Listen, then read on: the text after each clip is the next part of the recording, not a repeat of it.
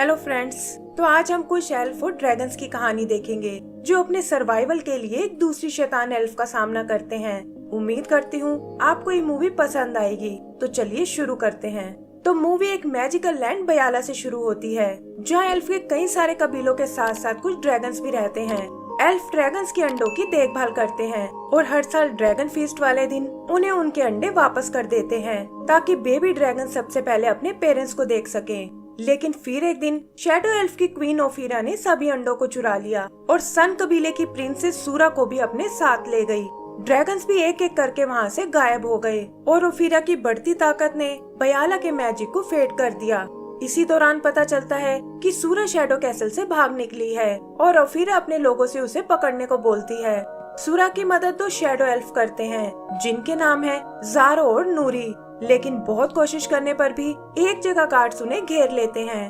तब सूरा अपना मैजिक यूज करने की सोचती है, जिस पर उसने पूरी तरह से कंट्रोल नहीं पाया है और इसी वजह से नूरी गार्ड्स के हाथों पकड़ी जाती है।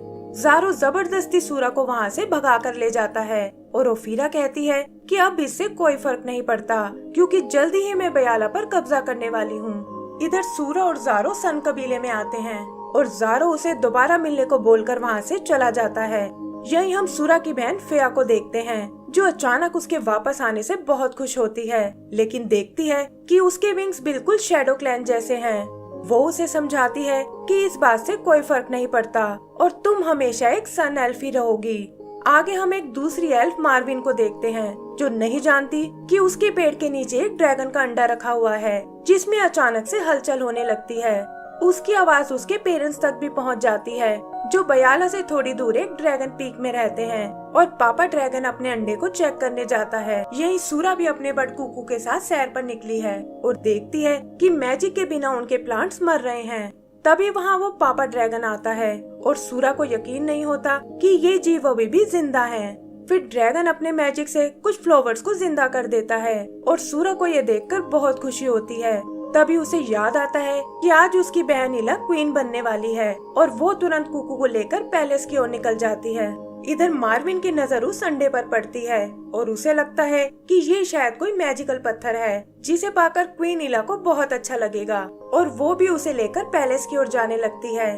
आगे का सीन पैलेस का है, जहाँ इला अपने राज तिलक के लिए तैयार हो रही है और उसे इस बात की चिंता है कि आखिर वो ये सब कैसे संभालेगी, क्योंकि एक तरफ तो ओफीरा की पावर बढ़ती जा रही है और दूसरी तरफ एल्फ के बाकी कबीलों में आपस में बिल्कुल नहीं बनती। तभी सूरा और फेया आकर उसे ड्रैगन के बारे में बताती है, लेकिन इला को लगता है कि वो दोनों शायद उसे मजाक कर रही हैं। जल्दी ही सेरेमनी स्टार्ट हो जाती है, जहाँ शैडो क्लैन को छोड़कर बाकी सारे कबीले आए हैं और वो एक दूसरे को देखकर बिल्कुल खुश नहीं होते। फिर इला अपने क्राउन को एक्सेप्ट करती है और रिवाज के मुताबिक सूरा और फेया को कबीले के रॉयल चार्म्स पहनाती है। तभी वहाँ अचानक ढेर सारे रेवंस आ जाते हैं और सूरा बताती है कि ये सभी ओफीरा के रेवंस हैं और वो उनके थ्रू हमें देख सकती है। ओफीरा खुद को इनवाइट ना किए जाने से बहुत नाराज होती है और कहती है कि जल्दी ही तुम्हें मुझे अपनी क्वीन मानना पड़ेगा। यही हम नूरी को भी देखते हैं, जो असल में ओफीरा की ही भतीजी है और वो उसे शैडो क्लैन की अगली क्वीन बनाना चाहती है, लेकिन नूरी को इसमें कोई इंटरेस्ट नहीं है। वहीं रेवेंस के कारण पैलेस में भगदड़ मच जाती है और वो अंडा मार्विन से छूटकर क्रैक हो जाता है। तभी हम ज़ारो को वहाँ आते हुए देखते हैं, जिसे देखकर सूरा को बहुत खुशी होती है, लेकिन बाकी एल्फ्स को उसका यहाँ आना बिल्कुल पसंद नहीं आता। तब इला उन्हें बताती है कि इसी ने प्रिंसेस सूरा की जान बचाई थी और हमें इसे अपना फ्रेंड समझना चाहिए। इधर मार्विन फेया को बताती है कि उन रेवंस ने मेरे पत्थर को क्रैक कर दिया है, लेकिन तभी उसमें से एक बेबी ड्रैगन का पैर बाहर आता है और ये देखकर फेया उसे ढक देती है।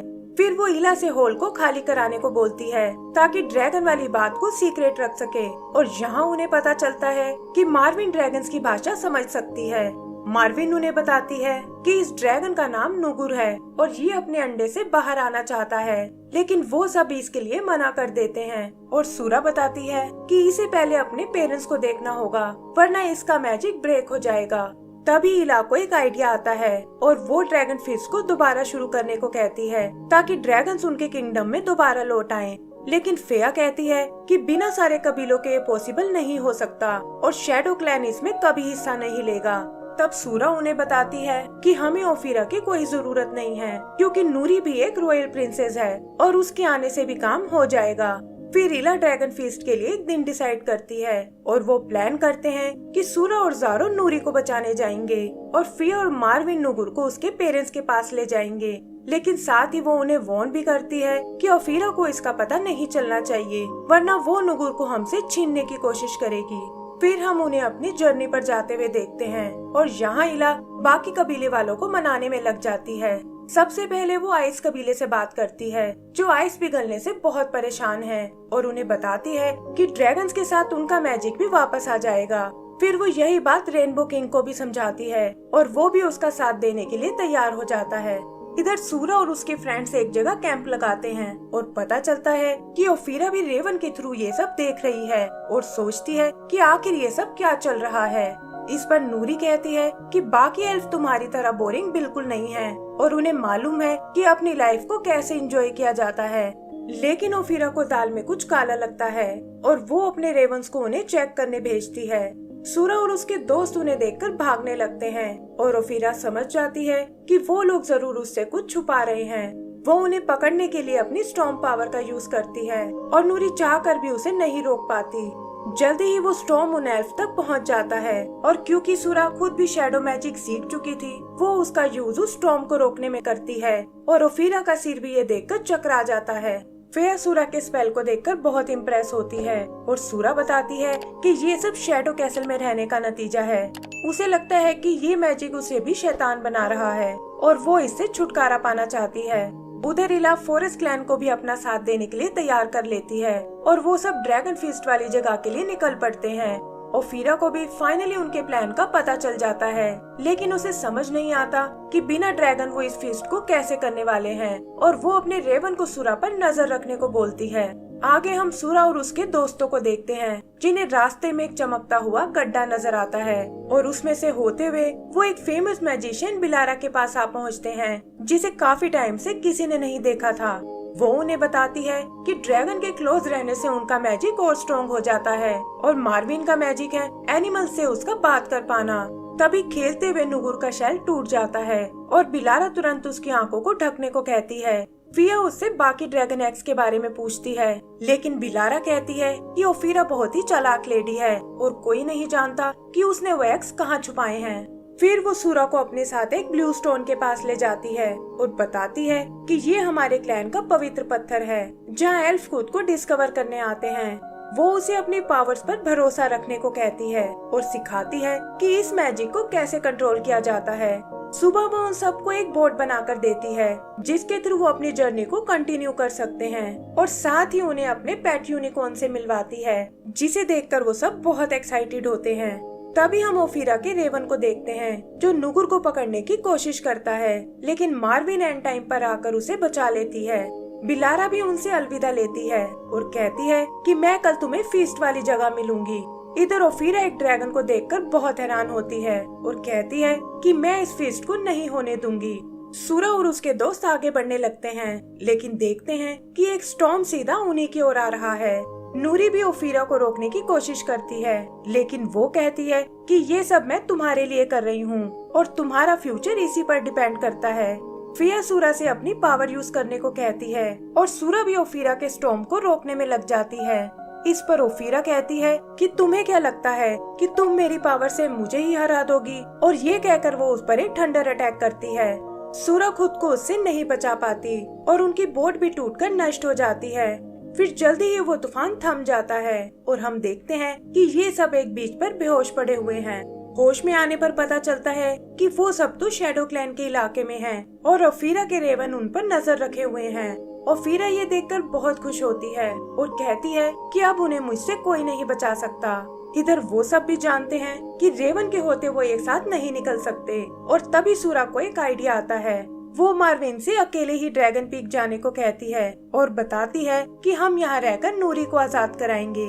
फेया और ज़ारो को लगता है कि मार्विन तो बस एक छोटी बच्ची है और वो ये अकेले नहीं कर पाएगी, लेकिन मार्विन कहती है कि बिलारा ने उसे एक स्पेशल एल्फ बताया था, क्योंकि वही है जो ड्रैगन से बात कर सकती है, और वो इस मिशन पर जाने के लिए तैयार हो जाती है। तब सूरा कुकू को एक रेवन का रूप देती है और वो उसके पास एक फायर रोज छुपा देते हैं। फिर उनके इशारा करते ही कुकू वहाँ आग लगा देता है और इसका फायदा उठाकर मार्विन नुगुर को लेकर निकल जाती है और सूरा और उसके दोस्त छुप जाते हैं। ओफीरा को भी वहाँ कोई नजर नहीं आता और वो रेवन से सूरा को ढूंढने को कहती है। वो ये भी समझ जाती है कि सूरा यहाँ नूरी को छुड़ाने आई है ताकि ड्रैगन फीस्ट को कंप्लीट कर सके। फिर वो अपने मैजिक से सूरा तक एक मैसेज भेजती है कि तुम ड्रैगन के बदले नूरी को छुड़ा सकती हो और सूरा भी कुछ सोचकर इसके लिए तैयार हो जाती है। यहीं हम मार्विन को देखते हैं जो मुश्किलों से लड़ते हुए आगे बढ़ रही है और उधर बिलारा और बाकी एल्फ भी उनका वेट कर रहे हैं जिन्होंने फीस्ट की पूरी तैयारी कर ली है। इधर सूरा एक एग लेकर ओफीरा के पास आती है और कहती है कि हम यहाँ अपनी डील को पूरा करने आए हैं, लेकिन पता चलता है कि ओफीरा तो धोखे से उन्हें पकड़ना चाहती थी।